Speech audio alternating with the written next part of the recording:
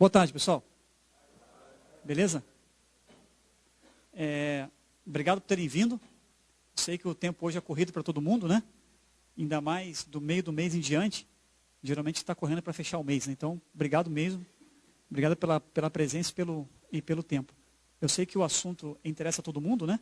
Um pouco de PAF, um pouquinho de uma tecnologia nova que a gente vai ver aqui sobre pós-RED. E aí, claro, é interessante vir e estar aqui, mas eu agradeço muito o tempo. Eu sei como que o tempo é precioso. Às vezes eu me cadastro para ir em algumas palestras lá em São Paulo, em outros estados, e chega na hora a gente não consegue ir, porque sempre pinta um incêndio ou outro para apagar. Então eu tenho certeza que todo mundo que está aqui tem algum incêndio pegando lá fora e vocês estão aqui para ouvir falar de PAF. Né? Então, obrigado pelo tempo e espero que seja proveitoso. Espero que eu consiga retribuir esse tempo que vocês estão dedicando para a gente aqui com informação bacana e que essa informação possa contribuir para todo mundo. Meu nome é Claudenir, eu trabalho na Daruma Automação, juntamente com o Alexandre Vicente, ele é meu braço direito, coordenador da área já desde quando a gente criou essa área lá em 2003, na Daruma, em novembro de 2003. Hoje estamos com 12 pessoas aí trabalhando para os desenvolvedores. E a minha ideia aqui hoje é falar um pouquinho do pós-RED, Windows Embedded e PAF 107. A gente misturou aqui um pouco o tema, legal? Demos uma pequena misturada aqui, ok? Vamos falar um pouquinho de Windows Embedded e depois vamos falar um pouquinho de PAF. Por quê? PAF, eu não diria que já é um ditado popular, né? Já é carne mastigada. Não é ainda, né? Ainda tem que dar mais uma mastigadinha, ainda mais com o 07 que saiu, tem umas coisinhas novas que a gente precisa ver. Mas eu resolvi propor para a ADN colocar alguma coisa de Windows Embedded, não porque é a Microsoft, ou porque nós temos uma parceria, até porque a Daruma é o único fabricante que hoje tem um driver para Linux, que ele é Windows e Linux idêntico. Ok? A nossa compilação é Seance, trabalha tanto Windows como Linux. Nós somos o único fabricante que investimos, inclusive, primeiro nisso. Então, independente da plataforma, a gente apoia. Mas a plataforma Windows Embedded, ela tem uma coisa bacana, que aí eu queria compartilhar com vocês esse conhecimento, porque às vezes a gente está lá no nosso mundo de automação comercial e passa pela nossa cabeça, né? ECF, PAF, TEF, Sintegra, SPED e qualquer outra sigla que vocês lembrem aqui. E do nosso lado assim, na visão 360, está passando um monte de tecnologia que a gente nem percebe. Então a ideia é só compartilhar um pouco isso nos primeiros 20 minutos. E depois a gente vai mergulhar aqui em TEF, legal? Em PAF, ok? Essa questão aqui, moçada, de Windows Embedded, ela é muito interessante pelo seguinte, olha só.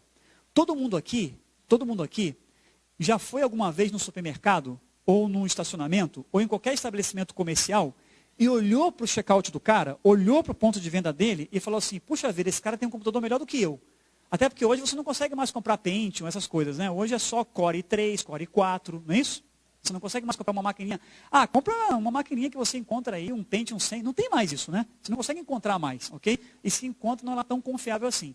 Então, o cara tem lá no ponto de venda dele uma máquina melhor do que você tem em casa às vezes. Eu mesmo já passei em alguns mini mercados e o cara tem uma máquina Dell bacana pra caramba e usando no ponto de venda, para falar que é impressora fiscal apenas.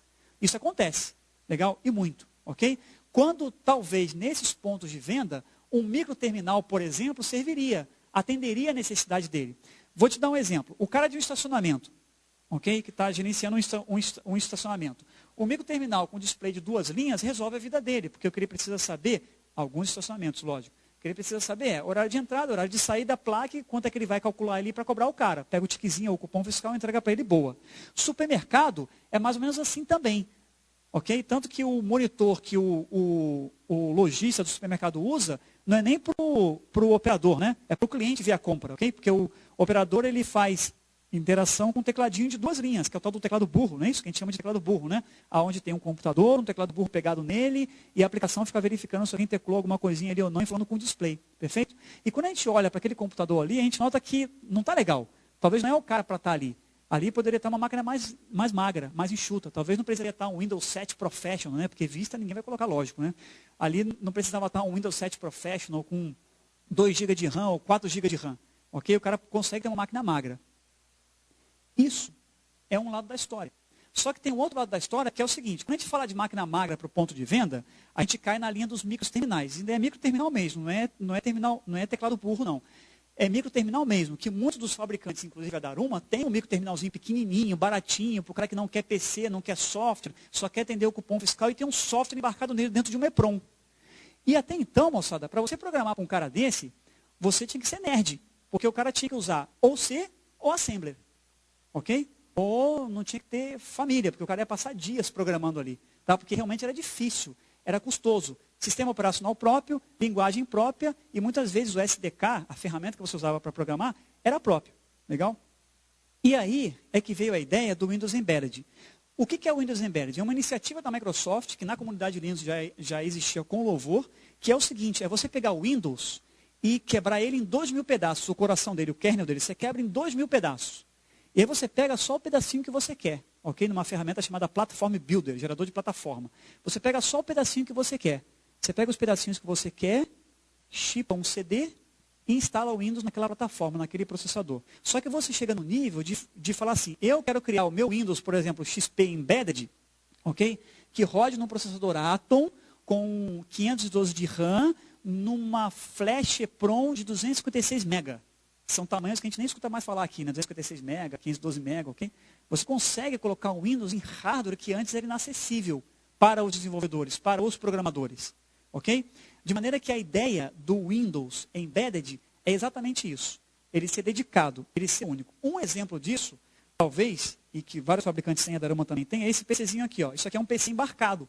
Aqui não roda, não é que não roda, você pode instalar o Windows Embedded, o Windows XP Professional.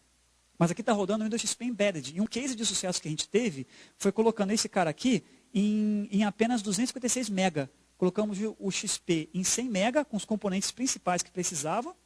Rodava a aplicação do cara de venda de carne, ok? E aqui dentro não tinha HD, tinha uma memória flash, que é parecida com um pendrive. Perfeito? De maneira que a vida útil de um periférico desse, ela vai lá para essa altura, sobe um monte. A vida útil é gigantesca, porque você não tem HD. Ok? E tem o Windows, que o que não tem não quebra. Tem bem menos componentes para incomodar.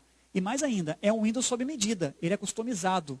É como se você comprasse um terno sob medida. Só serve em você, porque tem até os defeitos que você tem. A mesma coisa é esse Windows Embedded. Você desenha ele para aquele hardware. De maneira que o Windows Embedded, que foi desenhado, customizado, chipado, em uma engenharia para rodar aqui, não vai rodar em outro computador. Só vai rodar aqui. Porque ele está preparado para rodar só com aquele hardware. A velocidade desse Windows é muito mais rápido, porque o Windows que a gente instala no computador, ele é o tal do General Purpose, é feito para rodar em qualquer processador. Aí tem uma camadinha de tradução e tal. Quando a gente fala de Windows Embedded, ele é dedicado, é único, exclusivo. Ok? Essa iniciativa de Windows Embedded trouxe para nós, programadores, o acesso a plataformas de desenvolvimento que antes era inacessível. Como, por exemplo, você tem um PDV, talvez não como esse aqui, que tem um PC, mas você tem um PDV num microterminal rodando Windows. Ok? E hoje você já tem vários fabricantes que oferecem hardware, baixo custo, pequenininho, embarcado, rodando Windows. Bom, se ele roda Windows, quer dizer então que você como desenvolvedor consegue programar para ele, porque afinal de contas, se é o Windows, é o Win32. Se é o Win32, o seu Delphi, o seu VB6, o seu VisualFox Pro, o seu Java, o seu ASP.NET, o seu C# vai rodar ali, porque é o Win32. Legal? Para fazer umas brincadeiras disso, nós temos alguns emuladores que a gente criou para a comunidade, para poder brincar com essa ideia do Windows Embedded, que é esse carinha aqui, quer ver? Ó? Deixa eu ver se consigo acessá-lo aqui. Ó. Olha que interessante. Ó. Nós temos aqui, eu preparei um projetinho aqui no Visual Studio para a gente ver. Ó, esse cara aqui, ó, ele é um emulador de microterminal, tá? Ele emula um microterminal, ok? Vamos lá, só um segundinho. Esse é o Rango. Quem não viu esse filme, assista que é bacana. Tá aqui, ó. Esse aqui é um emulador de microterminal. Legal? Deixa eu deixar o Visual Studio aqui, ó. Tá o emulador aqui. Quem é um pouquinho mais antigo de automação e que também não é, vai lembrar desse tipo de hardware, né? Display verde, 7 segmentos, 2 linhas, fica piscando, esperando um comando ou mandando informação para o operador. Legal? É isso que na maioria dos pontos de venda é necessário. Apenas isso. Para o cara operar o ponto de venda inteiro, porque é tudo automatizado, o software ele comanda tudo. Ele orquestra a conversa entre os periféricos, mandando para o operador só o passo a passo que ele precisa fazer para a coisa acontecer. Ele chega e fala, passa o código, cobre agora do cliente, sei lá, o cartão de crédito dele. Coloque o cartão. E você vai guiando o operador. O cara não erra, não tem como errar, que essa é a ideia. O operador não pode ter lá o Windows Full com um teclado, que ele dá Alt Tab e faz uma lambança na máquina e pronto. E aí começa a gerar suporte e tal, ok? Para isso é que veio o Windows Embedded, de rodar nesses hardwares pequenos, que antes era inacessível e que todos nós agora como programadores conseguimos utilizar esses periféricos. Para programar para um display como esse aqui, moçada, antigamente era um parto, ok? Hoje, eu tenho, por exemplo, um projeto aqui feito no Visual Studio, que eu vou mostrar para vocês aqui, ó, que com essas linhas aqui, ó, a gente consegue programar. Eu acho que pelo tamanho da letra dá para todo mundo ver, né?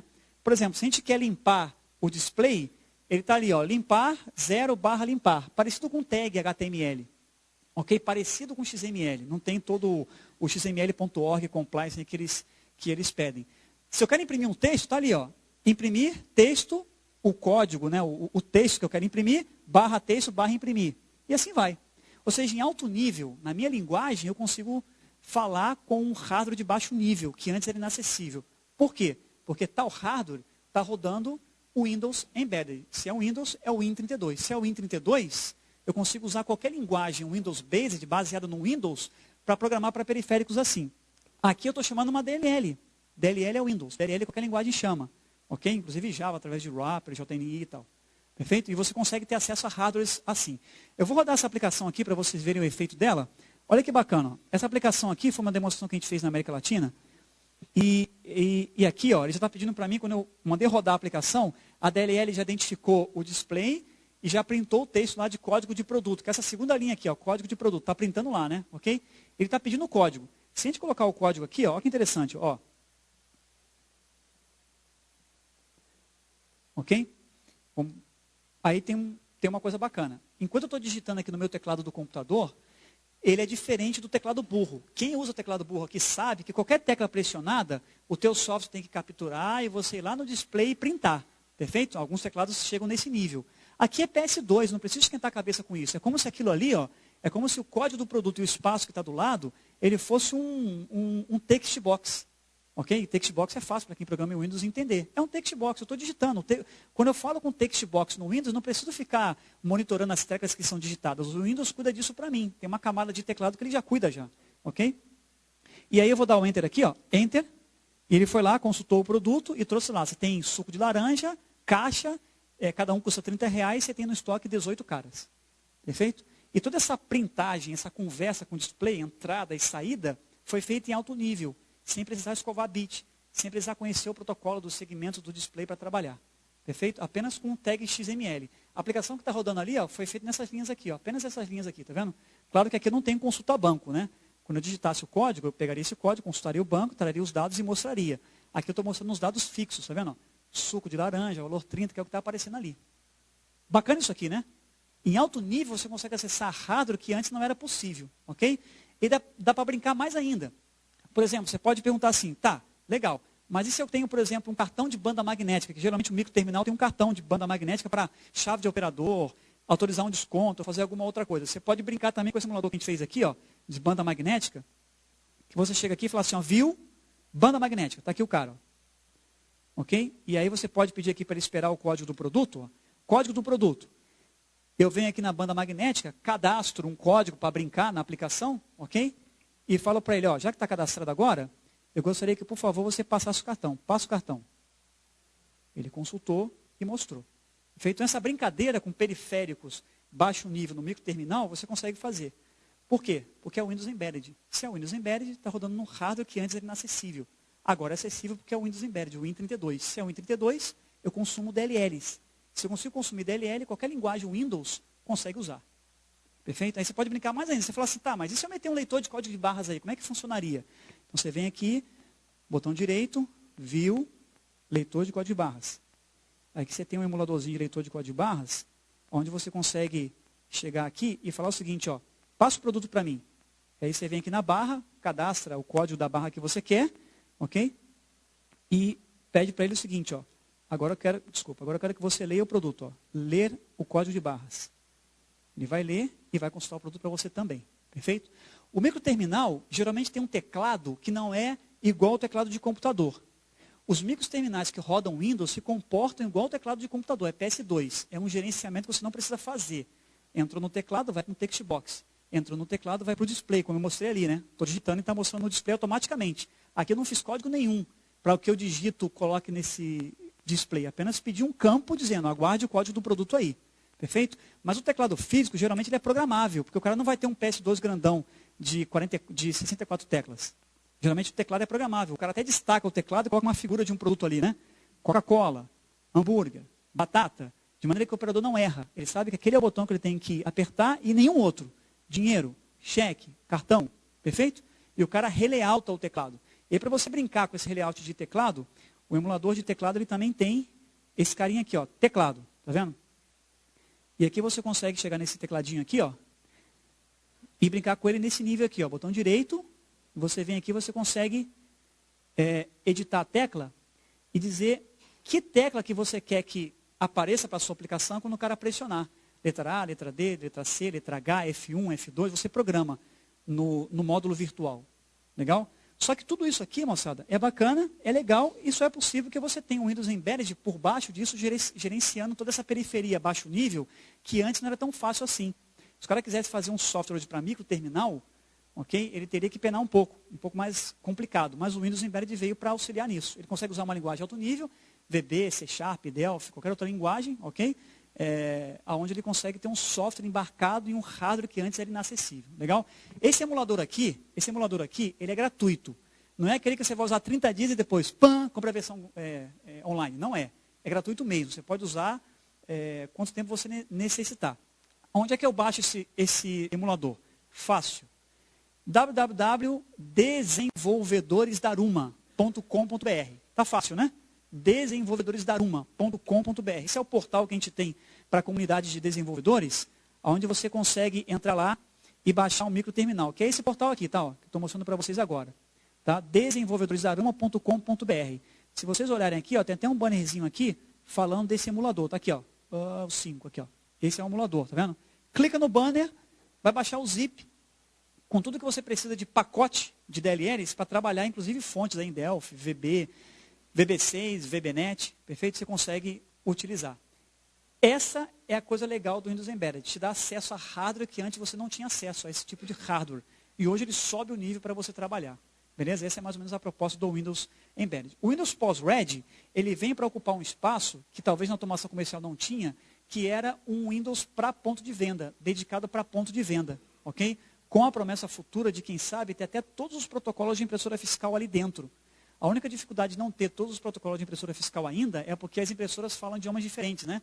Mas como a lei do SKU 7 de comandos únicos foi aprovada, essa é uma grande abertura para quem sabe, numa próxima versão, esse pós-ready já vir com os protocolos de impressora fiscal dentro dele. De maneira que o cara vai ter um sistema operacional totalmente compatível com a periferia de automação. Quem quiser entender um pouco mais sobre essa questão do pós-ready, eu vou passar um site para vocês aqui que é interessante, que é o microsoft.com/embedded. Ok? Fácil também. microsoft.com/embedded. Legal? Dúvidas sobre como escrever embedded, eu me confundo também às vezes, por isso que eu vou colocar para vocês aqui. É assim, ó, tá aqui, ó. Ok? microsoft.com/embedded. Tá aqui, tá, ó. O embedded, né, ó. Embedded, ok? EMBEDDED. Microsoft.com/embedded, você vai entrar num portal gigantesco só falando de Windows Embedded. Aí você vai ver a vertical gigantesca que está se trabalhando no mundo para ter o Windows para cada tipo de segmento, ok? O direcionamento estratégico dos caras, pelo que eu percebi, é assim, aonde tiver uma tela, a gente quer colocar ali o Windows. Mas por quê? Para dominar o mundo? Não tem isso. É porque o ecossistema de programadores em plataforma Windows é gigantesco. E se os caras conseguirem colocar versão de Win 32 em qualquer tipo de telinha, pequena, grandona, gigante, ali você vai conseguir colocar o software. Essa é a estratégia. É muito simples, não é porque os caras são bonzinhos, não. É por isso. E é bom para vocês, é bom para a gente também. Ok? Fabricantes de periféricos. Legal?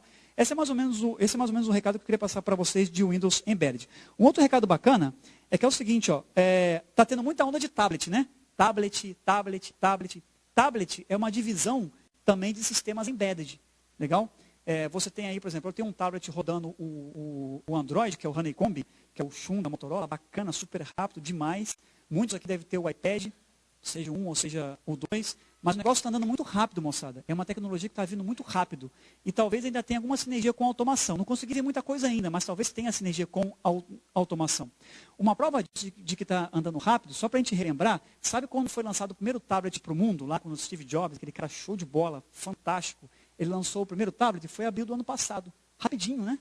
Foi assim ontem, rápido. E já tem uma enxurrada de tablets e todo mundo falando de tablets, né? E aí você tem algumas plataformas, por exemplo, eu tenho um tablet aqui, que ele está rodando o Windows 7, que é esse cara aqui, ó. Ok? E aqui eu tenho uma aplicação de automação. Está falando USB porque eu não tenho ainda o wireless em impressorinha, legal? Mas se a gente conseguir entrar aqui, por exemplo, no menu de relatórios, ok? Eu consigo pedir, por exemplo, para a impressora fazer uma leitura X. Ok? A gente vai comandar a impressora para fazer uma leitura X. Ela faz uma leitura X. Assim como eu posso entrar aqui também, no exemplo que a gente tem aqui rodando o Delphi, esse exemplo ele está feito em Delphi, a gente consegue pedir para fazer um cupom fiscal com 10 itens. Que é o que está fazendo agora, usando a porta USB padrão. Sabe o que é o fantástico disso? É um tablet rodando Windows. É um tablet que eu consigo programar, que qualquer um de nós aqui que consegue programar para o Windows, consegue jogar a sua solução ali. Ah, mas eu não queria programar para o tablet em si. Joia, você faz um RDP do tablet com um servidor. Traz a tela e trabalha. Perfeito? Então, assim, esse é mais ou menos um mundo que está passando à nossa volta, junto com automação, que vale a pena a gente acompanhar, vale a pena ficar atento para isso aí. Legal? Por isso que a gente pediu esse espaço aqui para a DN, para estar falando um pouquinho sobre o Windows Embedded, o Pos-Ready e toda essa geração aí de Windows embarcado que está aparecendo aí para trabalharmos. Vamos voltar para o nosso mundo de PAF agora? Vamos lá? Eu tinha convidado aqui, o pessoal da Ubra, eles estão aí não? Tem alguém aí não? Você está aqui, né? Legal, joia. Que é o homologador, certo? Legal. A ideia é a gente falar um pouquinho sobre... Oi? Ele tá ali. A ideia é a gente falar um pouquinho sobre essa versão 1.07 de PAF, que foi lançada e está gerando algumas dúvidas, né? E a gente convidou aqui para que o homologador estivesse presente até para tirar algumas dúvidas do processo de homologação em si. Quem aqui já homologou o PAF, pessoal? Levanta a mão aí, por favor. Show de bola. Bacana. 3, né? Dessa vez deu para contar. 3. Legal? Quem aqui está trabalhando no código para homologar PAF? Levanta a mão, por favor. Bacana. Legal. E quem aqui não tem planos de homologar PAF? Eu imagino que é o restante, né? E quem aqui está na sala errada? Ok. Joia. Beleza. Fechado. Tá ali, ó. É o professor. A ideia aqui é falar um pouquinho sobre essa versão 1.07 de PAF. Antes de falarmos dessa versão 1.07 de PAF, eu preciso passar para vocês, aí nessa viagem que a gente faz no Brasil inteiro, tentando falar um pouquinho sobre PAF para os desenvolvedores, que é o seguinte, ó. Viu como que o PAF não é o bicho de 7 cabeças que todo mundo falava lá no começo, né? Que ia ser 2012, os planetas iam se alinhar, a Terra ia abrir, não ia ter mais desenvolvedor. Ia ser esse distúrbio total, um caos. Só ia sobreviver os grandes fabricantes com software, isso é um complô contra as software houses. Nada disso, né? Nada disso aconteceu, né? Passou, uma galera homologou PAF, vi de Minas Gerais, Santa Catarina, Bahia, São Paulo, que não existe, mas tem gente homologando, Espírito Santo. O nosso dia a dia no suporte hoje aumentou quase que 100% em função do PAF. Então a gente nota isso, a gente vive isso. Como fabricante, a gente vive muito isso. Como fabricante que apoia a software house, claro, né? A gente vive muito isso, das software houses homologarem PAF. E o nosso dia a dia, ele está nisso. Tem uma galera homologando, tem uma galera conseguindo homologar PAF. Não é fácil, mas também não é difícil. E não é impossível. Essa é a mensagem que a gente passa. Passamos desde o começo, né? Que todo mundo na sala poderia homologar PAF. E é possível sim. É chato? É. Tem algumas coisas que talvez a gente não concorde e tem que engolir um pouco a seco? Tem. Mas ele está evoluindo muito. Essa é uma outra mensagem que a gente quer passar. Quem acompanhou a evolução do PAF lá no 1.0 tinha uma série de coisas ruins que não estavam alinhadas com a necessidade do mercado, mas que o fisco está ouvindo, eles estão com os ouvidos abertos para isso. Os homologadores, os órgãos credenciados para fazer os testes de certificação, têm reuniões em Brasília para dar feedback sobre o que está ruim, o que está bom, o que precisa melhorar. E a prova disso é essa versão 1.07.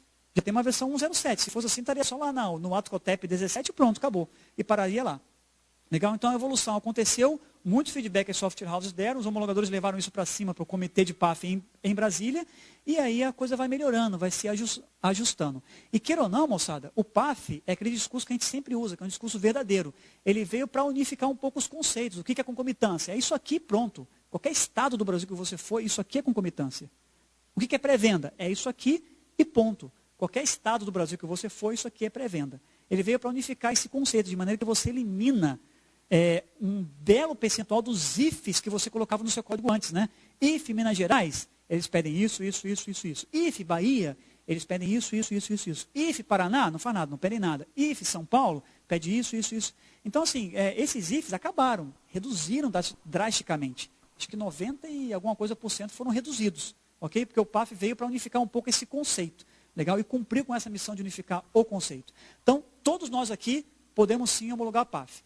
Uma experiência pessoal, nós homologamos, nós tivemos a felicidade de alguns parceiros nossos homologarem PAF, e um deles, por exemplo, usava COBOL.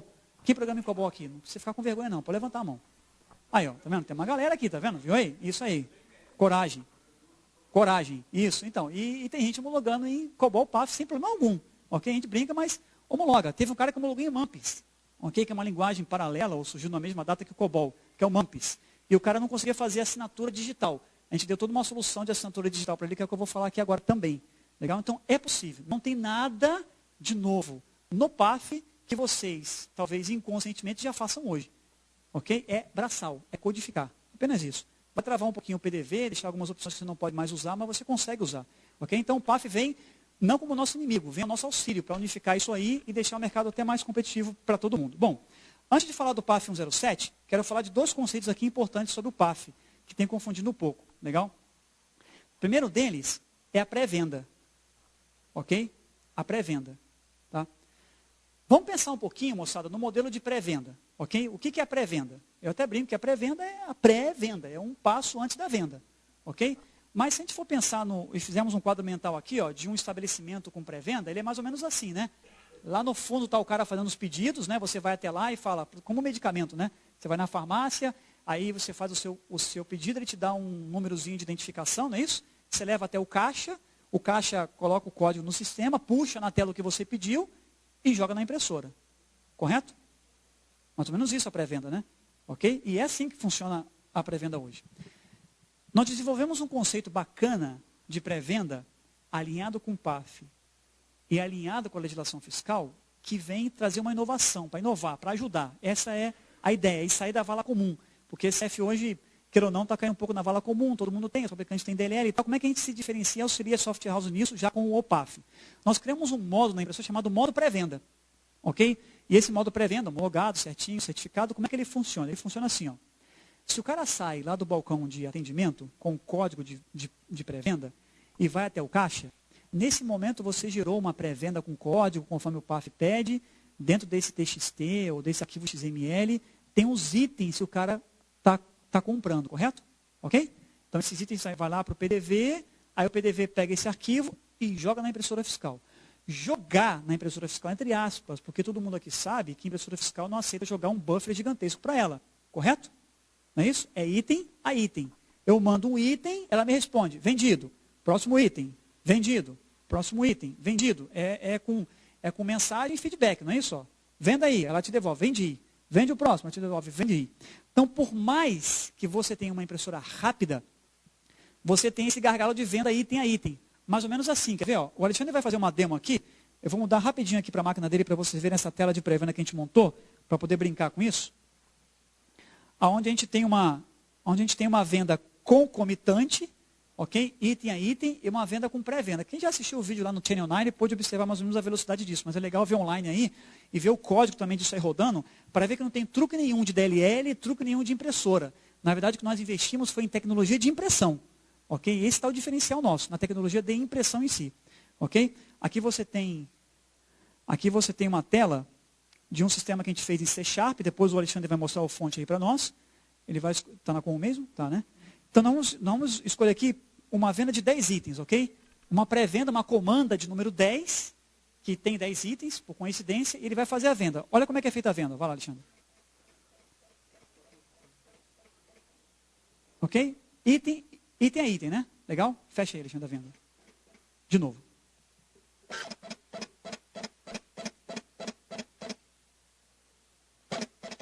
É assim, né? Ok? Uma venda de 10 itens é mais ou menos assim. E está relativamente rápido. Se eu olhar aqui os segundos, ó, começou 16:31:00, terminou 16:31:07. Em 7 segundos você vendeu 10 itens, ou seja, menos de um item por segundo. Está rápido. Está rápido. Quem veio da época da matricial aí sabe que está rápido pacas isso aqui, né? Ok?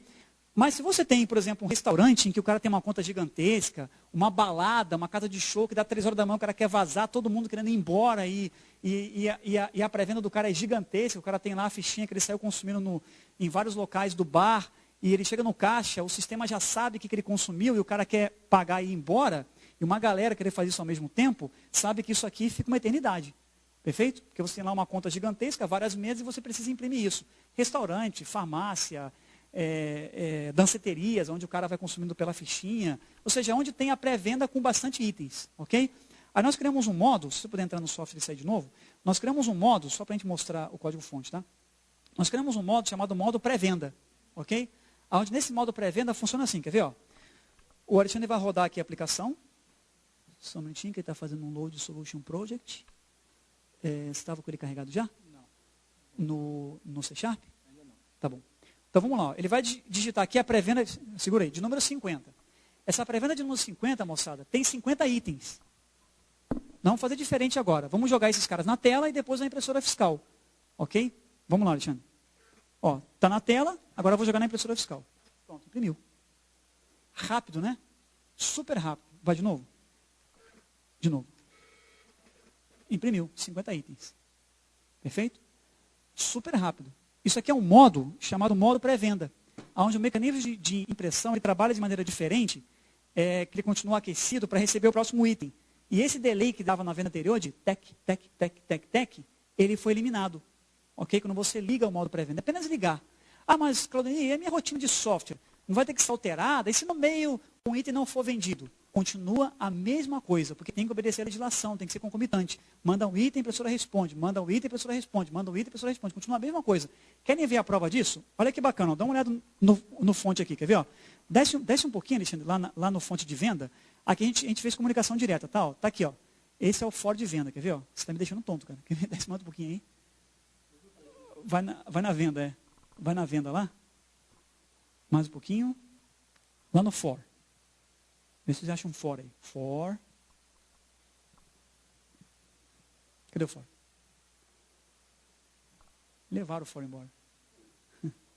Vai lá na venda. Exato. Tá aqui, ó. Desce só mais um pouquinho. Vamos lá. Tá lá no text box, tá? Vai no text box lá. Isso, dá 2 cliques nele. Perfeito. Vai um pouquinho para cima, a gente vai achar o cara aí. For. Acha fora para mim. Mais para cima um pouquinho. Mais para cima um pouquinho. Vamos mais para cima um pouquinho. Aí. 1C não é esse comando, sobe mais um pouquinho, Alexandre. Vamos achar o fora aí, cara. Vamos lá. Fechar não é, vai mais para cima um pouquinho. Opa, achamos o cara. Tá aqui, ó. Sobe mais uma linha. Tá aqui, ó, fora, tá vendo? A gente pega lá o contador e vende. É 10, vende 10 itens. É 50, vende 50 itens. Beleza? Simples assim. Se vocês olharem aqui a venda, ó, ela está sendo uma a uma. Ó. Porta serial, write. A gente vende o item. Depois é feita essa leitura e vai para o próximo for. Manda o comando para a impressora. Depois próximo for. Manda. Então não se pega um buffer com 50 itens e cospe inteiro na impressora. Não pode, senão você fere a concomitância. Ok? Continua a mesma coisa, item a item. O que nós investimos foi em tecnologia de impressão. Você tem um comando que você liga o modo pré-venda, o modo buster, vamos chamar assim, né? Onde você tem um turbo, né? Ok? E você desliga. Legal? Para ligar o modo pré-venda e desligar, sobe só mais um pouquinho, Alexandre. Ele está aqui, ó. Quer ver? Ó? Aqui, ó. Lembra que eu colocava comanda de 50, o Alexandre digitava 50, ele vendia com pré-venda rápida? Ok? E colocava 10, ele não vendia? Como é uma demo, a gente fez assim, ó. Se a comanda for 50, você manda esse comando aqui para a impressora, que é para ligar o modo pré-venda. Perfeito? Se não for 50, não manda. Então, o que nós vamos fazer é o seguinte, muito simples. Vamos comentar esse bloco aqui inteiro, Alexandre. Ó. Comenta esse bloco aqui inteiro para mim. Esse aqui, ó. Esse aqui, ó. Esse aqui, ó. Esse bloco aqui inteiro, perfeito. Vamos comentar esse cara. Comenta ele. Joia. Vamos rodar a aplicação. Ela não está aberta em nenhum outro canto, né? Legal. Coloca lá a com. Coloca 50 caras ali. Dá o enter. Ó. Item a item. Está sem o modo pré-venda ligado. Perfeito? Então, a venda de item continua a mesma coisa. Eu só desliguei o modo pré-venda. Falei, não quero que mande o comando de modo pré-venda para a impressorinha. Bacana? Essa foi uma inovação, moçada, que a gente procurou trazer para ajudar na questão da pré-venda. Porque a gente sabe que a pré-venda é bacana, é legal, mas gera gargalo quando você precisa fazer um monte de cupons ao mesmo tempo aí para o consumidor final. E geralmente a pré-venda, se tem uma pré-venda, o cara pega vários itens, né? Ele vai geralmente para pegar vários itens, né? Se você vai num restaurante, numa danceteria, numa balada, é mais ou menos assim. Você tem 30 itens em uma única comanda, o cara quer chegar no caixa, pagar e boa. Se o teu sistema já sabe quais são os itens, essa pré-venda fica super rápida, beleza? Esse é um item. O segundo item que eu queria compartilhar com vocês, isso pode ser na própria máquina do Alexandre ali, é a assinatura digital, ou assinatura eletrônica. Ok? O PAF, e aí, se alguém tiver alguma experiência diferente da minha com relação ao PAF, fica à vontade para comentar, sem problema algum. Não quero fazer isso aqui um monólogo. O PAF, ele tem um menu que você é obrigado a colocar no software, de maneira que esse menu tem opções que geram relatórios. Vou dar um exemplo. Relatório de estoque, relatório leitura X pela serial, leitura da memória fiscal completa, leitura da memória fiscal simples, ok? ato COTEP com os itens, se integra, expede e assim vai, perfeito? Relatórios que são gerados em TXT, vamos chamar assim, ok? Esses arquivos TXT, esses arquivos que você gera, você tem que assinar. A aplicação tem que assinar, bacana? Assinar, digitalmente, certo? Não é isso? Tem que assinar. A Soft House é responsável pela assinatura. Como é que funciona o processo de assinatura? Esse era um item do PAF, uma pedrinha pequenininha no PAF, que talvez muitos desenvolvedores não sabiam como fazer, porque não era o dia a dia deles. Só o cara que trabalhava na nossa escola eletrônica, que ele já tinha essa cultura de assinatura. Mas o cara que só trabalhava com ECF não tinha essa cultura. Então, nós criamos um tutorial, passo a passo. Não sei se você consegue mostrar ele para nós aí, Alexandre. Esse tutorial, ó, passo a passo, ó, assinando arquivos com a Daruma Framework DLL. Então, passo a passo, como é que o cara faz para gerar uma assinatura dos arquivos? Que é relativamente complexo, mas é um manual aí de 9 páginas, ok? De maneira que se você seguir passo a passo do seu lado, sem olhar para os lados, seguindo passo a passo como está ali, ok? Você vai conseguir fazer uma assinatura sem muito problema, tá? Ah, mas eu não uso DLL, Claudinei, faço comunicação direta. Temos esse mesmo manual para quem faz comunicação direta, ok? O cara que fala direto com a impressorinha, sem usar o drive do fabricante, ele consegue assinar da mesma forma, perfeito? De maneira que ele não fica desamparado. Mas eu vou dar um overview rápido da questão do RSA. Ele é mais ou menos assim. Para você assinar um arquivo, uma informação, você precisa de 3 coisas. Uma chave pública, uma privada, ok? Uma chave pública, uma chave privada, e o dado que você quer assinar. O que eu quero assinar? O meu nome, né? Uma quantia de bytes específica, um total, ok? O que eu quero assinar? Eu preciso disso, beleza? Acho que desligou aqui, Alexandre. Eu preciso disso. Bom, e aí, como é que você vai ter uma chave pública e privada? Você pode pegar de um órgão certificador, como você pode também, nesse nosso manual, e baixar um aplicativo chamado Putgen, onde esse cara vai gerar para você uma chave pública e privada, ok? Você tem ele na sua máquina, Alexandre? Tem? É esse cara aqui, tá vendo? Ó, esse cara aqui, ó, rode o Putgen a partir do site, tá vendo? Esse cara aqui, tá vendo? Nesse link aqui você entra, você vai rodar esse cara, vai mexer o mouse, e ele vai gerar um arquivinho com a chave pública e privada para você. Ok? Essa chave pública e privada conforme mostra o SDK. Putgen, você não conseguiu achar aí não, né? Volta no SDK, por favor, lá do manual. Desce mais um pouquinho. Joia, desce mais um pouquinho. Ok, está aqui, ó, a tela do Putgen gerando a chave, ok? Então ele fala aqui, ó, por favor, para gerar uma chave randômica, basta você mover o mouse, ok, nessa área branca aqui. Então você fica movendo o mouse ali, o Geldbar ele vai andar até o final, ele vai gerar uma chave pública e privada para você, que é essa tela aqui embaixo, tá vendo? Essa aqui, ó, gerou, você salva ela, o export OpenSSL Key. Salvou, está no TXT, pronto. Primeira fase, cumprida. Você já tem uma chave pública e privada dentro desse arquivo aí. Já gerou para você o que você precisa para começar a assinar alguma coisa. Perfeito? Então guarda isso no lado esquerdo do cérebro. Com o lado direito do cérebro agora. Já tem chave pública e privada. Agora eu preciso do dado, né, que eu quero assinar. O dado, a informação. Ok? Quando o PAF vira para você e fala assim, o arquivo de estoque, você tem que assinar lá com EAD no final.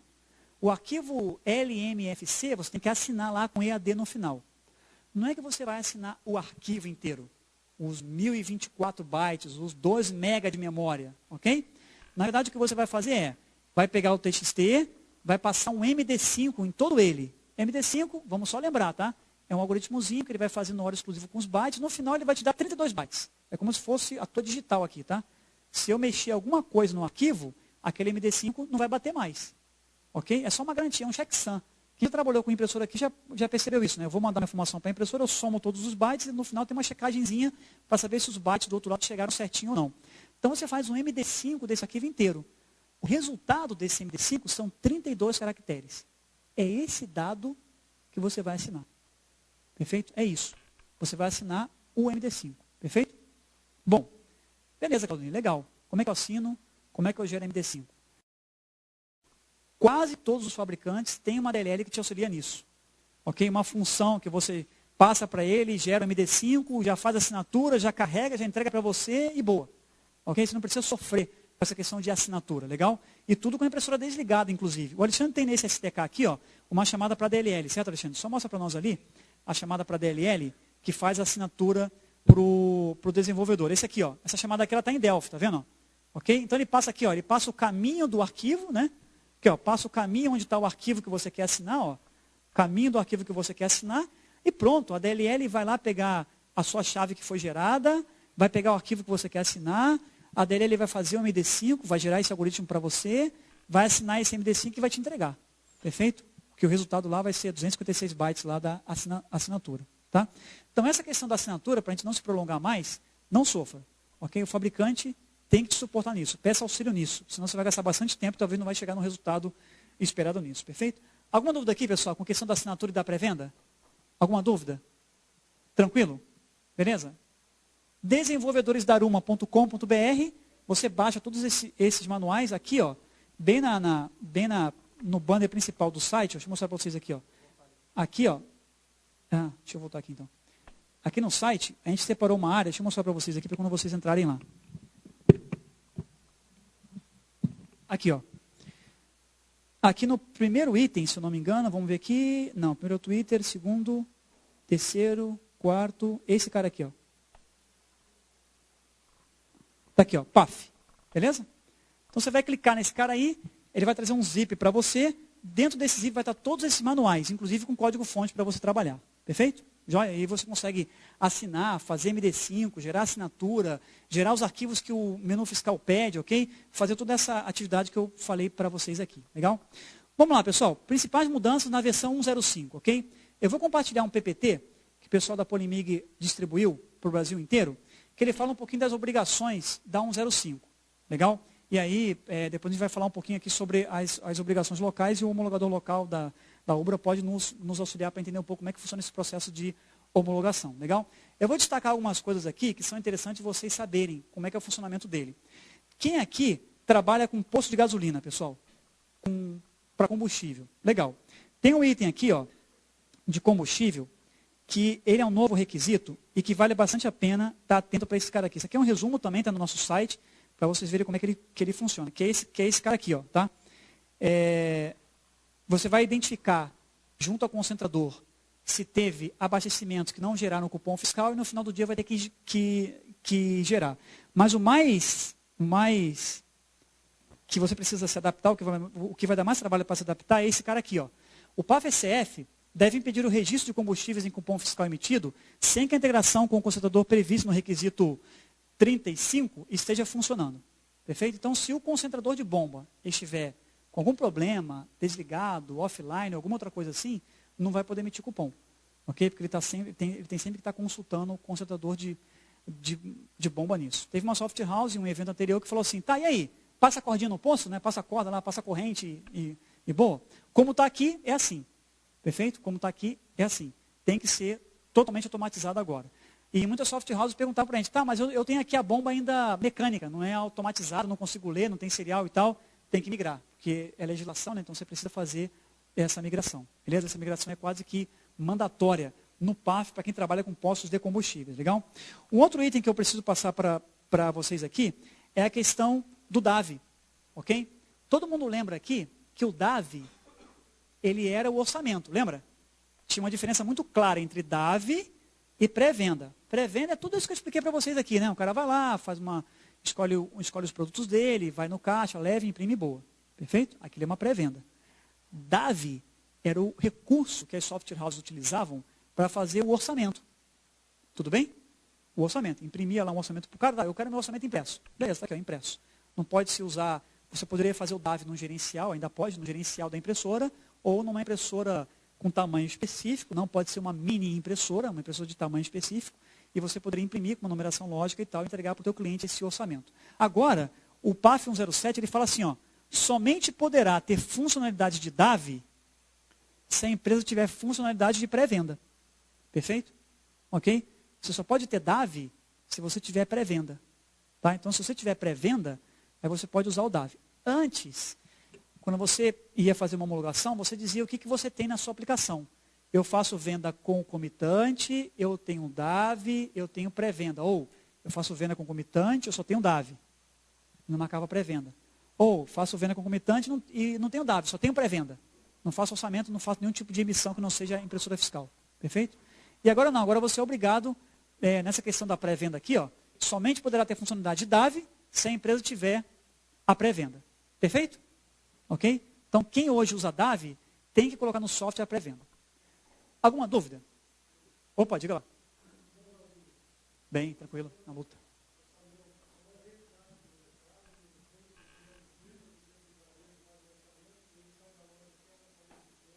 né?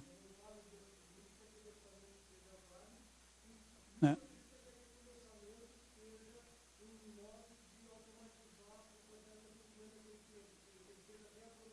Né?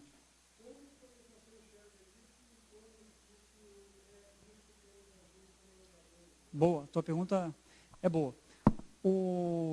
Eu acho que vale a pena depois vocês complementarem a resposta que eu vou passar aqui para ver se a gente está alinhado ou não. E se não tiver, você pode falar, Claudinho, não é nada disso, aqui a gente trata assim, tá?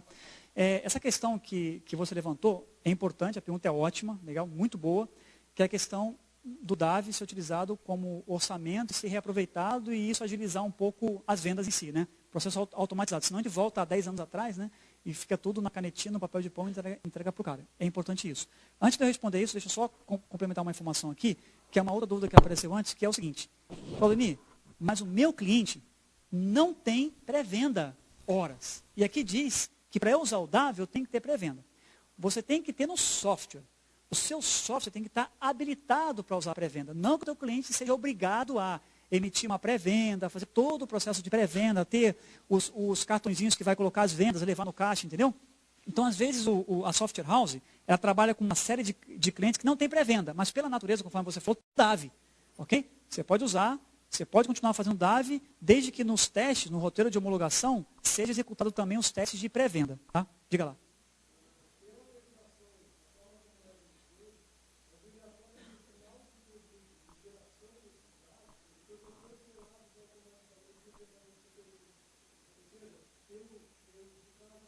Uhum.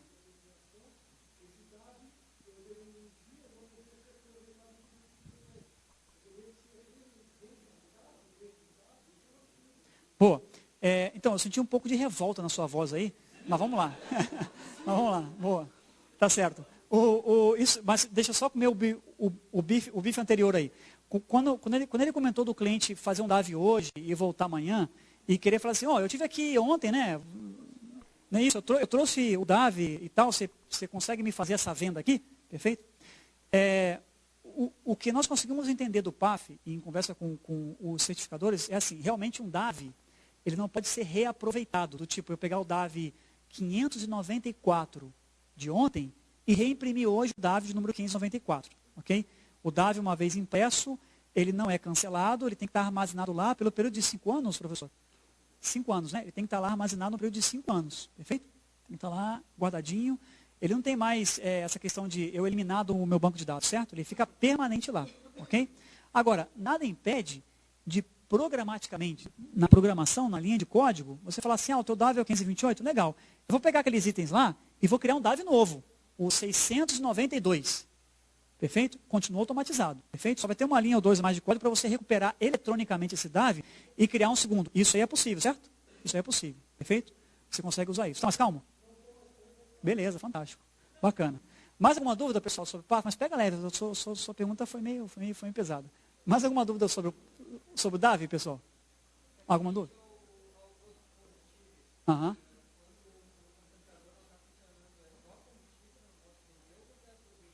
Então, essa foi uma dúvida que apareceu, é uma pergunta boa, porque o cara falou assim, sabe o que vai acontecer aí?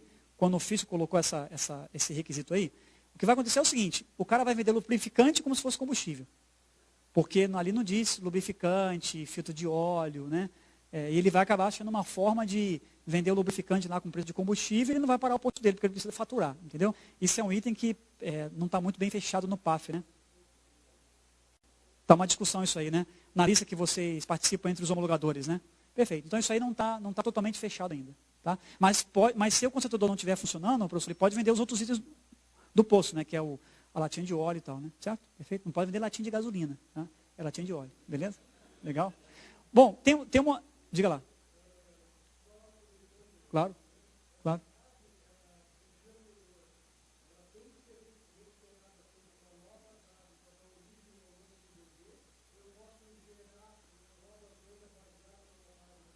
Não, você gera uma DAV nova com número novo, para poder referenciá-lo no cupom fiscal com esse número novo. Perfeito? Tá? Mas tudo isso eletronicamente, o teu processo lá continua sendo automatizado. Beleza? Legal? Sobre essa questão, pessoal, do DAV, vale bastante a pena dar uma olhadinha no PAF, porque você pode usar também o SF para isso também, tá? Você pode fazer o DAV no relatório gerencial. Tem um outro item aqui, ó, que é esse carinha aqui, quer ver? Ó? Aqui, ó.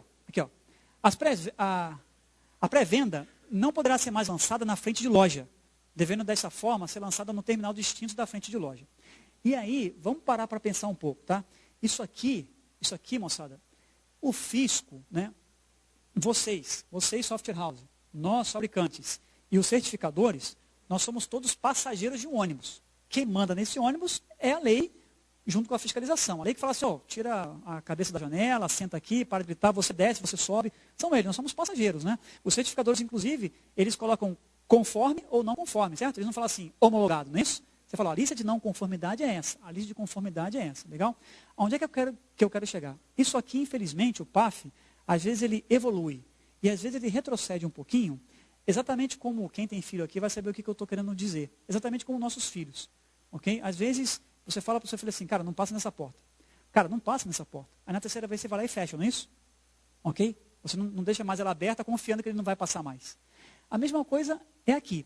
Quando você vê que algum item no PAF fechou, trancou, é porque alguém fez alguma coisa que não deveria. E, infelizmente, a gente acaba pagando por isso. Legal? Um exemplo claro é esse cara aqui, ó. A pré-venda não poderá ser lançada na frente de loja, devendo dessa forma ser lançada no terminal distinto da frente de loja. Isso aqui eu senti na pele, moçada. Eu estava no aeroporto de Campinas, inclusive coloquei lá no meu Twitter o cupom e tudo.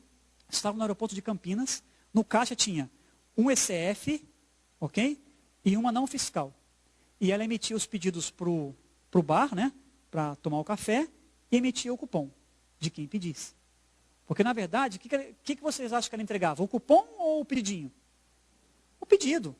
E ela me entregou o pedido, eu falei, esse é o meu cupom, né? Tem uma de João sem braço. Esse é o meu cupom, né? É esse aí. Inclusive, a moça vai colocar o carimbo de ok lá para você e tal, de que está pago. Aí eu levei lá, a moça fez o café, colocou ok, eu guardei no bolso. Perfeito? Por quê? Porque tudo isso estava no mesmo caixa, ali, fácil, na mão do operador. Ele consegue Alt-Tab fazer o cupom quando você pede, Alt-Tab fazer um pedido quando é um pedido. E isso é usado de forma ruim, infelizmente. Ok? Claro que todos aqui não têm a intenção de fazer isso, né? Mas, infelizmente, alguns usam de maneira ruim. E aí, a solução para isso é o seguinte, fecha a porta, né?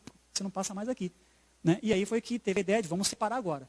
Um computador para fazer a pré-venda em local distinto, está aqui, ó, ser lançada em terminal distinto do frente de loja, ok? E um computador com uma tela para ele, só para ele, com teclado para ele, um mouse para ele, só para fazer a venda de cupom fiscal.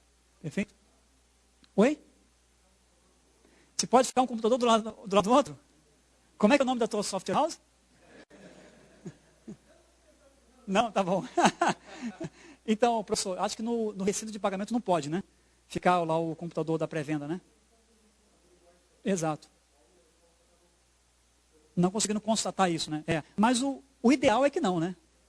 O ideal é que não. Eu acho que se eu voltar daqui a 6 meses lá no aeroporto, a menina vai estar com 2 computadores assim. Sabe? Um do lado e um do outro. Diga lá. Oi? Vale para DAV? É para DAV também. Você não pode fazer o DAV também no mesmo computador. Aí assim, ó, a pergunta dele é, pô, mas peraí, você está falando que é computador distinto, mas a impressora fiscal faz o DAV, né? Perfeito? Ok. É porque, às vezes, o lojista, ele não quer investir numa impressora não fiscal para fazer, então ele já quer usar um parque de impressora que ele tem instalado. Então ele vai lá e coloca o DAV lá na área de impressora fiscal, na área de pré-venda dele, e usa o gerencial para isso. Legal? Claro que é usar um canhão para matar um pardal, porque a impressora fiscal, né? Exato, perfeito. Perfeitamente. Aí você pode usar a impressora fiscal. Diga lá, doutor.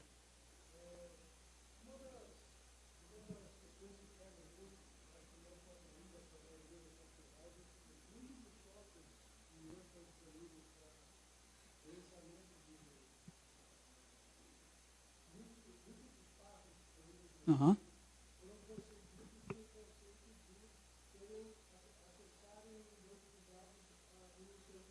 Aham.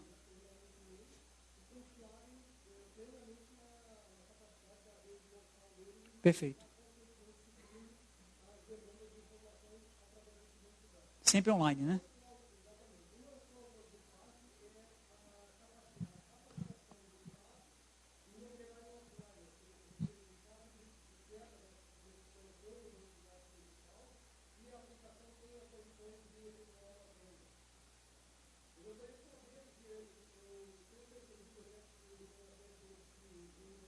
Aham. Certo.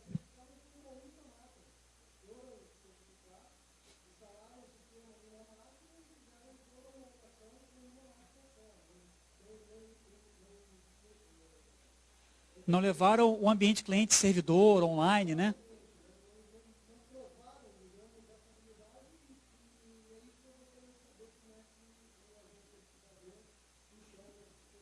Como é que é feito isso, professor? No caso de fazer um teste offline, né? Vê se não é aqui atrás, ó. Eu também me enrolei um pouquinho. Opa, ele vai te ajudar aqui.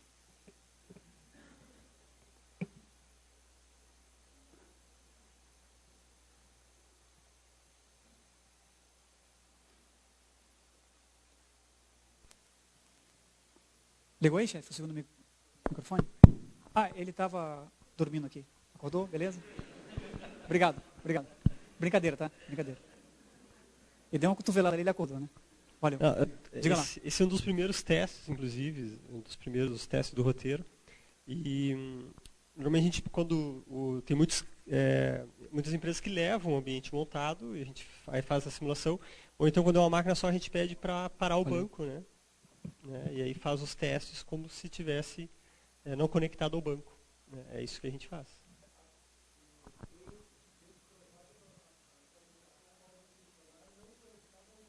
Exato, é o que a gente faz lá. Para o acesso ao banco, né? Como se tivesse perdido o acesso ao banco, e aí a gente faz o teste dessa maneira.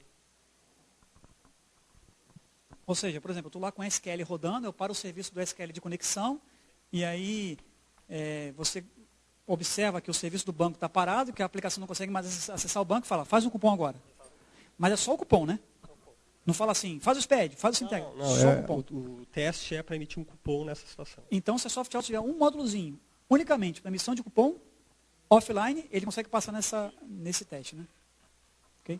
Claro que isso, né? Vamos deixar claro, isso é um teste do roteiro e todos nós, como técnicos e programadores, e os homologadores percebem isso, não fecha totalmente o ambiente online. O cara pode armar ali um módulozinho só para poder passar nesse teste, pronto, e depois a realidade é outra. Perfeito? A gente sabe disso. Mas é um requisito que tem que ser obedecido, né? Para nós ficar transparente, na realidade a gente tem que ver a funcionalidade, não tem como verificar realmente como foi implementado. Né? Perfeito. O que a gente faz, quando está esse ambiente montado, tira o cabo, faz o teste, ou então fecha a conexão com o banco e aí pede para emitir um cupom. Perfeito. Ou tira o cabo de rede ou fecha a conexão com o banco. Isso é uma propriedade legal que os homologadores têm, senão cada um vai querer estender os testes da sua própria maneira, né? Sabe?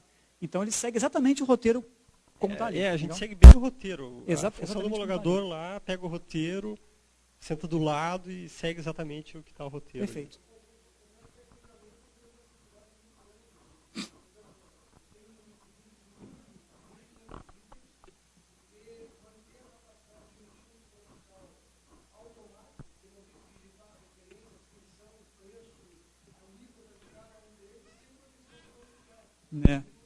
É uma dificuldade sim. E, inclusive, isso é um item, eu concordo contigo, e vou deixar minha voz tão raivosa quanto a sua, que é o seguinte, que é o fato de você não poder usar web, não poder usar terminal server, que é totalmente online, você acaba fechando a porta para algumas tecnologias. O web você até consegue usar, você traz o IS para a máquina, roda tudo na máquina, e boa. É um absurdo rodar IS no PDV, mas você traz, roda, e boa. Mas realmente impede algum crescimento tecnológico aí de uso de novas tecnologias no ponto de venda. Cloud computing, por exemplo, morre com isso, né?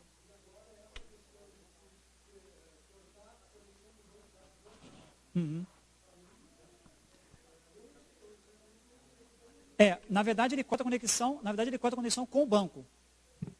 Imaginando que esse banco seja num servidor. Aí você teria que ter uma consistência offline, uma cópia desse banco local, em XML, aonde seja, para você poder continuar fazendo a consulta ali. Entendeu? Quando ele fala local, é que local é porque tá na própria máquina. Você já fez esse teste já?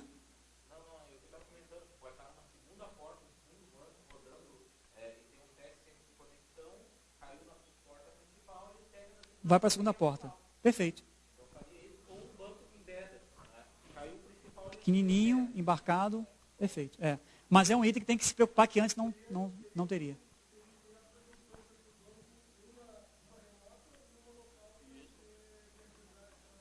Tem que ter um replicador também rodando de tempo em tempo para espelhar o teu. Para sincronizar, né? Perfeito. Você tinha uma pergunta que você levantou a mão primeiro, né? Deixa eu ver já.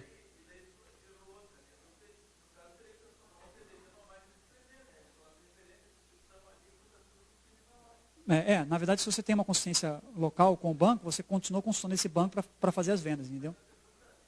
Claro. Aham.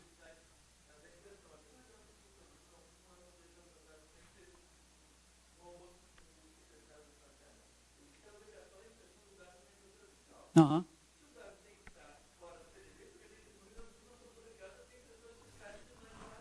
Isso muda de estado para estado, né? Tem Isso, estado exatamente. muda de estado para estado. Tem estado que Perfeito. aceita e não fiscal, tem estado que aceita e não aceita. Ó, a resposta é sim, e nenhum fabricante fez lobby para vender mais impressora. Te prometo isso, tá? Não tem nenhum lobby de, obriga os caras a fazer o dado na impressora fiscal para vender mais. Não é. De fato, o fato de usar uma impressora fiscal só para fazer o DAV, para todos os fabricantes é complicado, porque é um gerencial. E um gerencial é difícil de compactar. Memória fiscal, enche rapidinho, entendeu? Então, para a gente, para os fabricantes, é um item um pouco controverso também. Para vocês terem ideia, tem estado que exige que na cozinha tenha uma impressora fiscal lá. Aquele estado deve ter um motivo para isso. É aquele exemplo da porta, né? Alguma coisa aconteceu que teve que fechar a porta para que na cozinha também tenha uma impressora fiscal emitindo os pedidos no gerencial. Perfeito? Segurei que só tinha uma pergunta dele ali antiga. Clipper, perfeito. Tá, vamos supor que seja. Você tem um primo que trabalha com Clipper, beleza. Que não é você e nem eu, claro. Tranquilo. Não, diga. Aham. Perfeito, certo.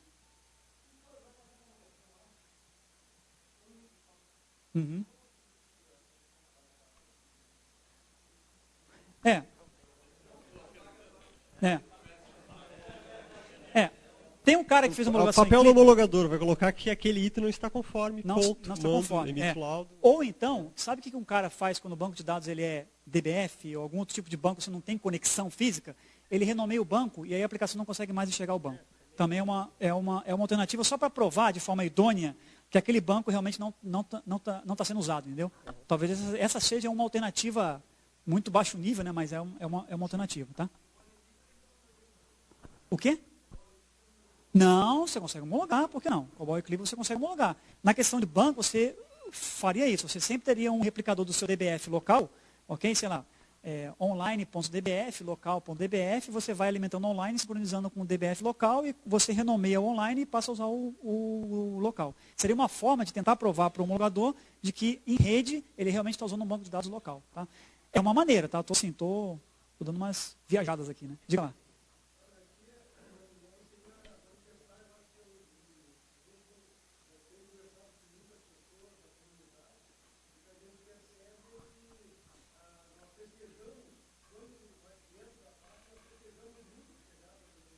Sim, e era esperado, né?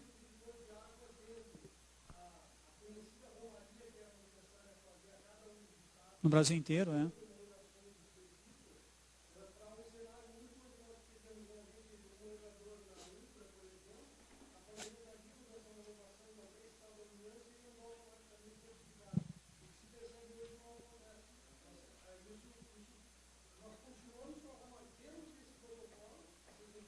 Sim.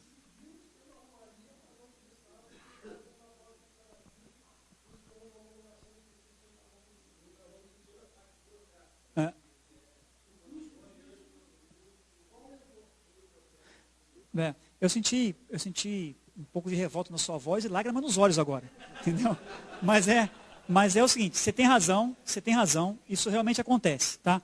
Mas assim, essa questão aí que ele está levantando é importante, o homologador tem esse feedback, certo? Leva isso lá para cima, para o grupo, na lista, mas uma coisa é certa, tem a diferença de um PAF que um Estado exige para outro, ela não é tão gritante como era antes não, tá?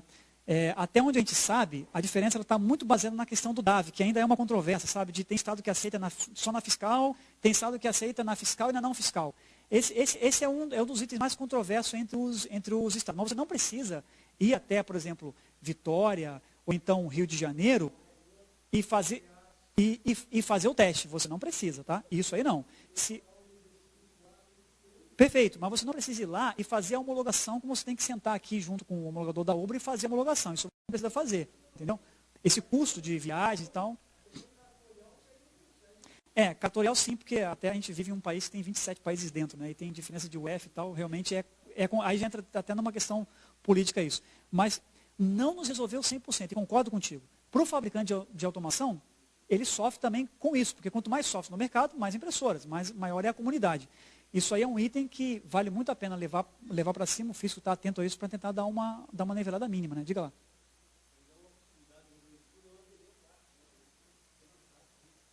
Boa, já vou falar dos SAT já. Você trouxe uma tora gigantesca para colocar nessa lenha, mas eu vou te falar do SAT já. Falo do SAT já. Mais alguma dúvida, moçada, sobre o PAF? Nenhuma, né? Nenhuma data ainda. Perfeito, não existe data ainda. Ah, mas se não existe data, eu não vou homologar agora. Moçada, meu conselho, não deixa a vaca deitar. Porque depois para levantar é complicado. Então já comece agora. Entendeu? Já comece a fazer agora. Pega o programador, tira 2 horas do dia dele para olhar para isso, né? Ok? Diga lá.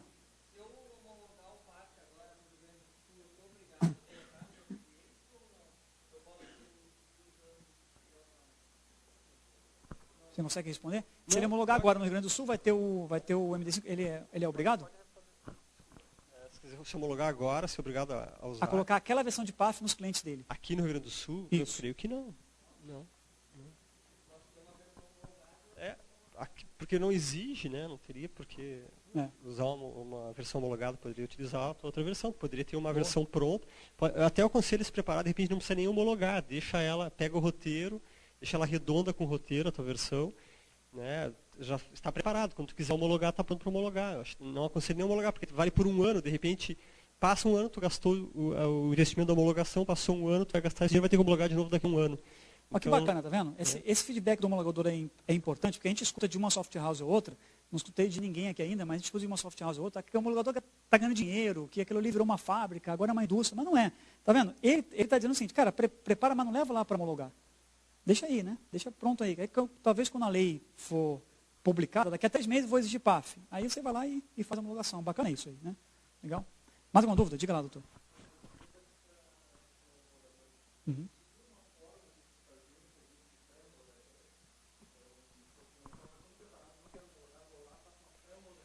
Nós estamos, já surgiram algumas demandas, a gente está pensando em montar em serviço. Nós não temos essa, digamos, consultoria pronta ainda, né? A gente pode fazer essa pré-homologação, a gente tem essa disponibilidade, não disponibilidade, mas a gente pode, teria esse serviço, poderia prestar esse serviço.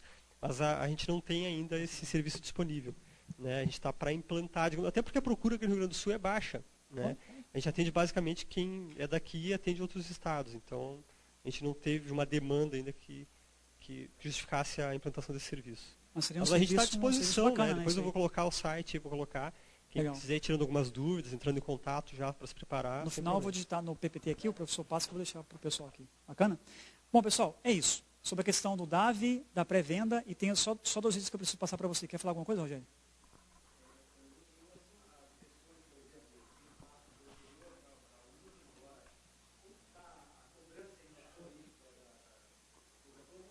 Aham.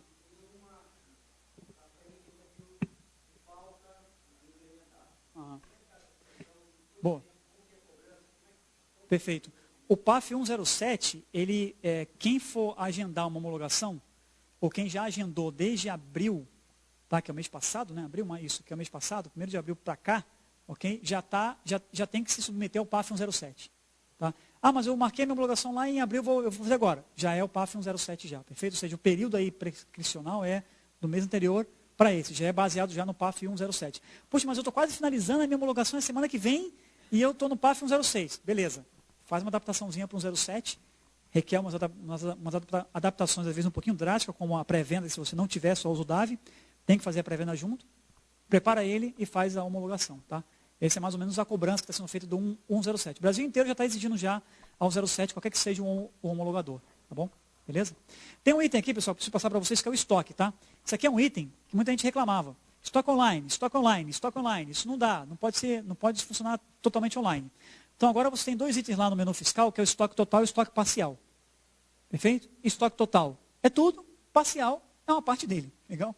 E aí o total, né, ele vem a lista inteirinha dos seus itens. O parcial, agora falando sério, o parcial, o operador ele vai poder escolher o item que ele quer que apareça nesse relatório. Ele vai consultando os itens, ok? Vai consultando, como se fosse consultar o preço, né? Vai ter uma telinha, ele vai consultando e vai guardando isso em um arquivo. Tá? Seria uma lista de estoque parcial. ok? Onde ele seleciona onde o homologador na hora ele vai selecionar os itens que ele quer que apareçam nessa listagem de relatório parcial. Mas o que eu quero destacar aqui é isso aqui, quer ver? Ó? Esses caras aqui, ó, a quantidade de mercadorias em estoque atualizada no final do dia anterior ao da geração do arquivo. Então é sempre o estoque lá da última redução Z. Não é mais o estoque online, na hora. Eu tenho 10 Coca-Cola. Vendi 2, tem que ficar com 8. Vou tirar o relatório, tem que aparecer 8? Não, tem que aparecer 10. Que foi lá da redução Z do começo do dia que você fez. Ou do dia anterior. Ou do começo do dia anterior. Perfeito? Oi? Aí você não vai passar nesse requisito, certo, professor? Oi?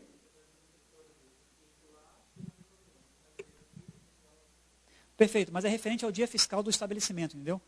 Quando você fecha o caixa inteiro. Porque o estabelecimento em si, ele tem um dia fiscal, né? Que é até as 2 da manhã, seguindo mais ou menos a regulação da impressora fiscal, entendeu? Então você mais ou menos regra por esse timeline aí. Da última impressora seria, exato. Perfeito? Mas como você sempre leva uma para homologar, então você baseia sempre aquela última redução Z que tem lá. Beleza? Para finalizar, a questão de offline, que foi muito debatido aqui, não tem nada a ver com a questão da impressora quebrar. Perfeito? Impressora quebrar é uma coisa, impressora offline é outra, né? Está fora da rede é outra. Ok? Se a impressora quebrar, tem jeito. Tem que dar algum tipo de documento oficial para o cliente da venda. Legal? Uma nota fiscal, de mão, alguma coisa. Trocar a impressora por uma que você tenha lá de backup, mas que esteja na lista de número de séries já gravados, conforme o PAF diz. Não tem jeito, tem que funcionar. O cliente tem que levar alguma coisa. O que ele não pode levar, em hipótese alguma, é um DAV, porque a impressora quebrou, ou levar um cupomzinho numa não fiscal, ele não pode. Ou ele leva o cupom fiscal, ou ele leva uma nota fiscal. Perfeito? Então, se a impressora quebrar por algum motivo, ele tem que ser, o consumidor tem o direito, vocês são consumidores em algum momento, eu também sou, tem o direito de levar isso. Eu tive essa experiência no Pizza Hut. Fui pedir o meu cupom fiscal, a mocinha falou, deu um problema na impressora aqui, que não era da Aruma, ok? E não era, bom, e aí, eu falei assim, olha, você pegou o cara errado, porque eu vou querer o meu cupom fiscal. E ela falou, não, mas é que o sistema não faz, você pegou o cara errado. Você conhece o PAF? Você conhece o TEF? CF? Então, isso aí eu mais tudo, eu quero o meu cupom fiscal. Legal? E aí ela chamou lá o gerente e fez, talvez com um pouco de raiva, né? Fez uma nota fiscal de mão para mim aqui, ó. Essa aqui, ó. Ok? De uma pizza brotinho. Tá escrito assim, ó, pizza brotinho. E ela riscou assim, né? E me deu nota, mas eu saí com a nota. Tem que ter a nota, moçada. Tem que ter a nota. Se a impressora quebrar, por algum motivo, você tem que ter a nota. Não, mas o cara ele não fez nota, porque ele usa a impressora fiscal. Não existe isso. É a mesma coisa que você falar assim, eu não tenho step, porque os 4 pneus eles estão cheios. Não tem isso. Você tem que ter step. Legal? Então, ou é uma impressora de backup, ou é uma nota como essa aqui, ok? Pequena, discreta, para você entregar para o consumidor. Beleza? Oi? E de repente era uma câmera do Fantástico com pegadinha, né? Então eu queria pedir o cupom fiscal lá para o cara. Você pode me passar o site, professor? ubra.br/PAFCF.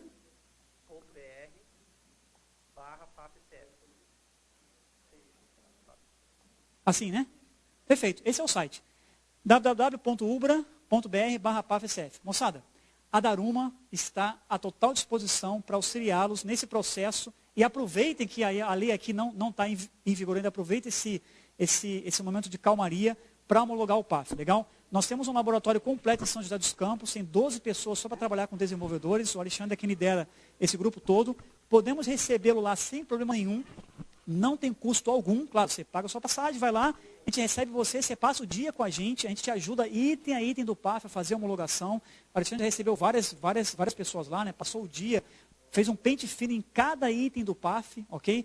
Para fazer a homologação. Vai lá, conhece a nossa equipe, coloca a impressora, roda a Daruma, veja o que tem de coisa legal na DLL para você usar e facilitar a vida, o que também não pode usar da DLL, porque tem coisa que o PAF diz que tem que ser do banco de dados, ok?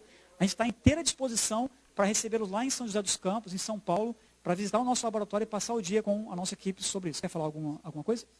Oi? Isso, eu ia falar sobre o SAT, né? Que você trouxe aí a árvore, o pinheiro aqui para colocar na lenha sobre o SAT. Pessoal, o SAT, como todo mundo sabe, ele é a iniciativa do cupom fiscal eletrônico. Tudo bem? Então isso já diz tudo, né? Cupom fiscal eletrônico, ou seja, sai fora o ECF, ok? E entra uma transação online com o fisco na emissão do cupom fiscal. Perfeito? Se está certo, se está errado, se vai ter linha, se vai ser offline, se não tiver banda e tal, aí já é outro assunto. Só vamos focar no conceito só. O conceito é esse, tá? Você vai colocar um modemzinho no computador, é um modem por PDV, ok? Um modem por PDV. Você vai mandar um arquivo para esse cara, para esse modem, solicitando uma venda, legal? E aí, essa venda vai para o fisco responde você, e você pega aquele buffer de resposta, parecido com o TEF, né? Ok? Você pega aquele buffer de resposta e joga, sabe onde? Em qualquer impressorinha. Não fiscal, LX300, China Printer, qualquer uma. Legal? Qualquer impressora fiscal você joga aquele buffer, beleza?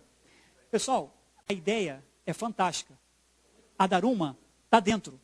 De fato, nós participamos do piloto em São Paulo do primeiro modem SAT com GPRS, com chip do celular. Participamos, pegamos 5 empresas de software em São Paulo, o Alexandre foi em 2 instalar, acompanhou, fizemos todos os testes, estamos dentro, ok? A Daruma está dentro para auxiliar o desenvolvedor no que for necessário nisso, ok? Se tiver que produzir, a gente vai produzir, de fato a nossa engenharia já trabalhou nisso, ok? A Daruma não vai perder o time por isso, legal? A gente se reinventa, ok? Só que o status atual é o seguinte, GPRS foi testado, com sucesso, alguns insucessos, mas foi bacana o teste. Aí houve uma segunda audiência pública em São Paulo, onde o fisco estabeleceu um protocolo junto com uma universidade para fazer o SAT banda larga. Esse modem não vai ser mais do chip, vai ser de banda larga.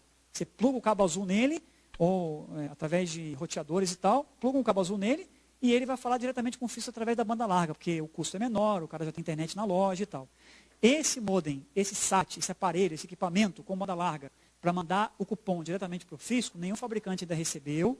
Nós estamos alinhados com o fisco nisso, temos ajudado nisso, temos apoiado essa iniciativa, e assim que tiver alguma informação, sem dúvida nenhuma, a Daruma vai comunicar às soft houses. Mas, por enquanto, hoje, agora, 5h25, qual é o status? O status é o seguinte, existe um decreto em São Paulo, pelo Alckmin, dizendo, todo mundo tem que usar ECF. Esse é o decreto. Perfeito? E aí, todo mundo tem que usar ECF. Tá? Onde é que eu acho esse decreto?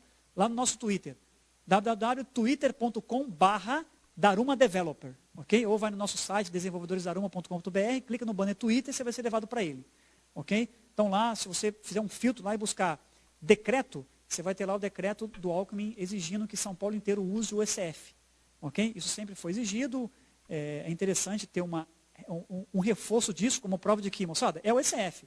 Tem projetos em andamento, mas é o ECF agora, e o ECF continua valendo, tem que ser utilizado. O que for necessário fazer em hardware, em auxílio para os desenvolvedores, ou em uma nova estratégia, a Daruma ela vai fazer como toda empresa, ok? E imagino como todo fabricante também. Mas o status atual não temos nada ainda, não tem nada pronto, isso ainda está sendo estudado, arquitetado, e quando for feito um teste, sem dúvida nenhuma, isso vai ser publicado também, tá bom? Beleza? Muito obrigado pela presença, pessoal. Valeu, obrigado.